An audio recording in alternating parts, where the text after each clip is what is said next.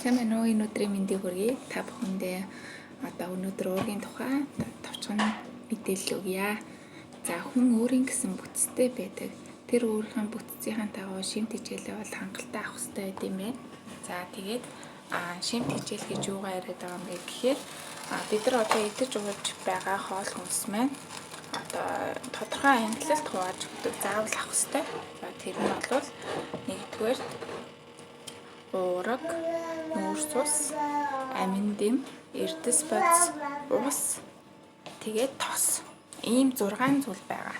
За энэ 6 зүйлийг бол тэнцвэртэйгээр авах нь амар чухал. За зарим хүмүүс бол одоо аль нэгийг хасаж дэглэн бариад байдаг.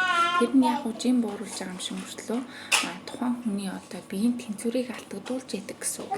Тийм учраас та бүхэндээ одоо энэ зүйлүүдийг бол тэнцвэртэйгээр бас сайн судалж байгаа дагаас гэж хүсэж байна. За уурга бол 2 төрөл байдаг. Малын гаралтай уурга, урмлын гаралтай уурга гэж байдаг.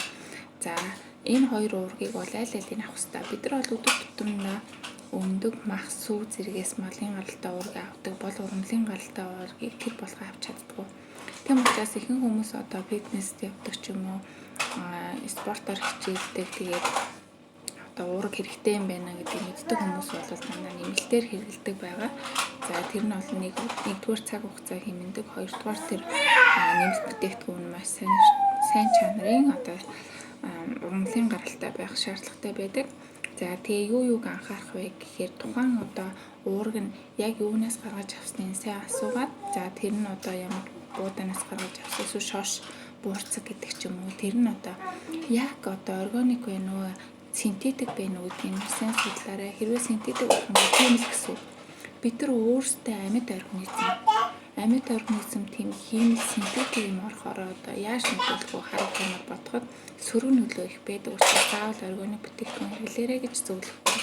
За миний хувьд бол ийм урмлын гаралтай уургуудыг энэ Nutrilite брэнд 1934 оноос хойш органик талбай дээр одоо жимс ногоо урмлуудаа бол яг органикоор ургуулдаг.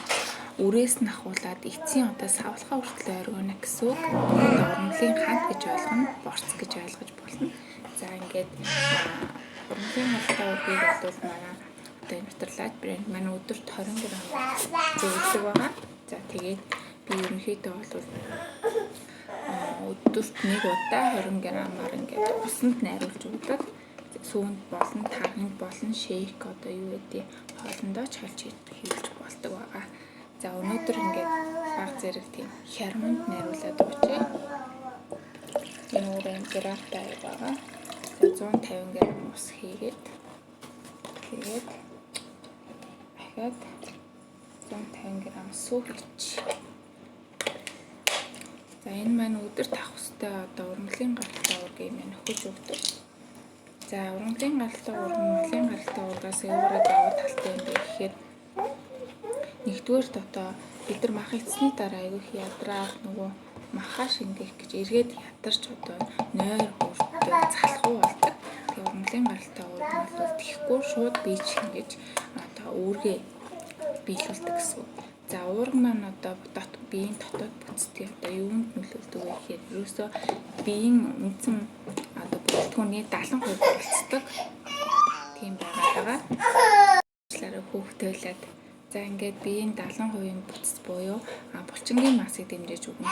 За бид нар одоо булчингийн массаа яагаад дэмжих ёстой вэ гэхээр булчин маань ямар үүрэгтэй вэ гэхээр биеийн одоо тамир тэнхээ одоо эрч хөөч одоо чадлын одоо хамгийн суур тулгуур одоо тоосго гэж хэлж болно байшингаар ярих юм бол. Тийм учраас бидэрт булчингаа хооллохгүй бол ерөөсөө таргалалт одоо ядарч суйлдах одоо юу гэдэг ирч хүчгүй оргих бүх л шалтгаан одоо уургийн дутагдлаас болдог байх нэ. Тийм учраас уургийг бол заавал уух хэрэгтэй байдаг.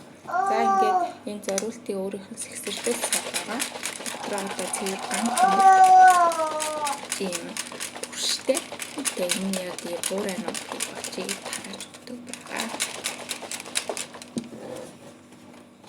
За ингээд